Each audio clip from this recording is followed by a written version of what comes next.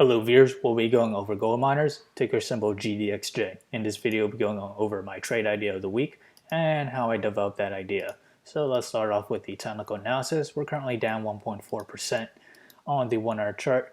We were at overbought RSI back on Monday, and we have seen a divergence this morning. If we expand out to the 4 hour chart, what we have here is we approach to positive MACD and we're near overbought RSI, and we're resting along the 9 moving average, this blue line.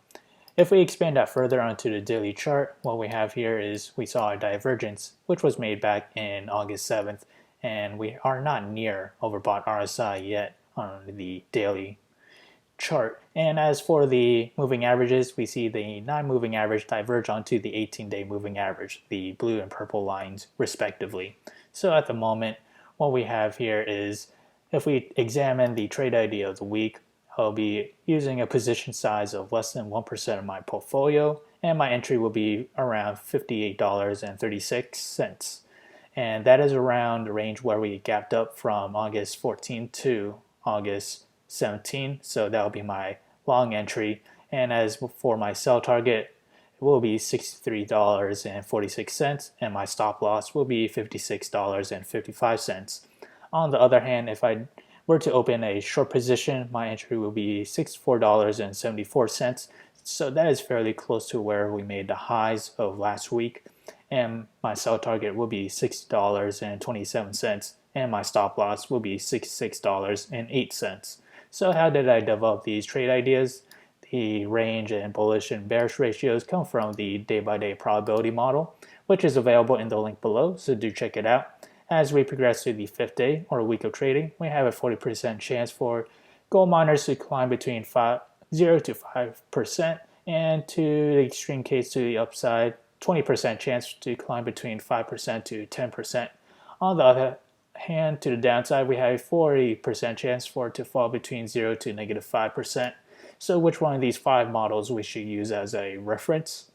So we'll examine the line graph right here. The blue lines are current trend, and the trend overlapping it happens to be the best match. So right here we have our current trend, and below is the trend that we found on the line graph above. This trend dates back to September 24th to December 20th, 2010. So let's begin comparing both the trends. So what we have here is 1, 2, 3, 4 points. And on the trend in question, we also have 1, 2, 3, 4 points. So there's reason to believe if the trends and patterns are somewhat the same, the outcome and forecast should be fairly the same. So the model, again, that we just examined was back in September 24th to December 20th, 2010. So we have 1 day out. That will be a Wednesday, and 2 days out will be a Thursday, and so on. So we have 3 days out, 4 days out, and 5 days out. So back then, gold miners was down roughly around, let's say, 4.8%. So if we examine the day-by-day probability model, that coincides with this standard deviation of 40% chance for it to fall between 0 to negative 5%. If we examine closer on the technical performance of each trend, so again, the trend that we just found and examined, compare that to the current trend. The monthly high is somewhat similar.